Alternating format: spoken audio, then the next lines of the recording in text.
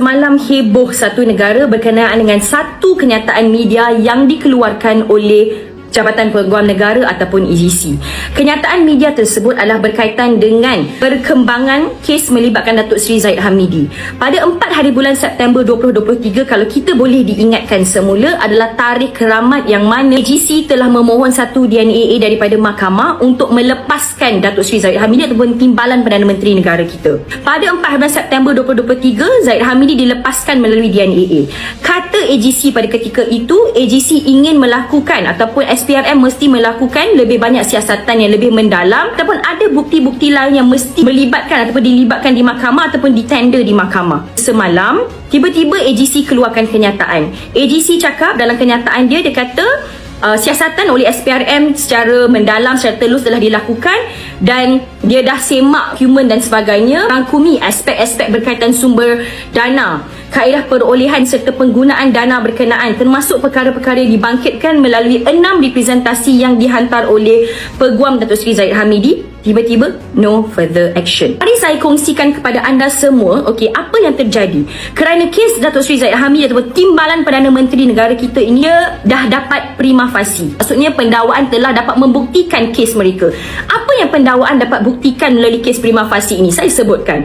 Dalam prosiding mahkamah, pendakwaan menyebut sekitar 31 juta dana Yayasan Akal Budi didakwa disalahguna.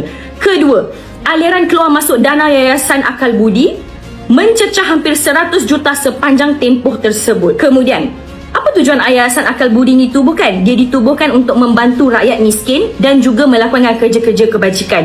Tetapi, duitnya digunakan untuk apa? Pendakwaan mendakwa dana digunakan untuk bayar kad kredit peribadi dan isteri. Kedua, insurans dan cukai jalan lebih 20 kenderaan peribadi. Pindahan dan syek jutaan ringgit kepada syarikat-syarikat. Sumbangan dan bayaran yang tidak jelas kaitannya dengan kebajikan. Dan ini semua adalah keterangan yang direkodkan dalam mahkamah. Bukan kita main cakap-cakap suka-suka hati nak gosip. So sekarang ni saya nak tanya betul-betul, SPRM kalau betul dia ada lakukan siasatan yang lebih telus, siasatan yang lebih jelas dan sebagainya, bukti-bukti, you have to show to the people, prove to the people that it happened.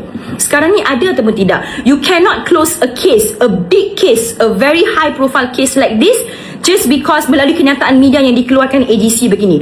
And in fact, not just that, beberapa bulan lepas, bulan 8 tahun lepas, Ogos tahun lepas, saya telah dihantar satu letter of demand kerana saya memanggil Timbalan Perdana Menteri ketika itu seorang perasuah. My lawyers replied to the LOD, to the letter of demand. Replied according to the time. But up until today, there is no reply from their lawyer. So what happened? Kenapa diam saja?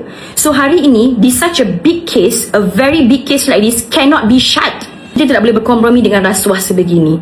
SPRM, AGC kena jawab. Terima kasih kerana telah menyokong Sadomain Channel.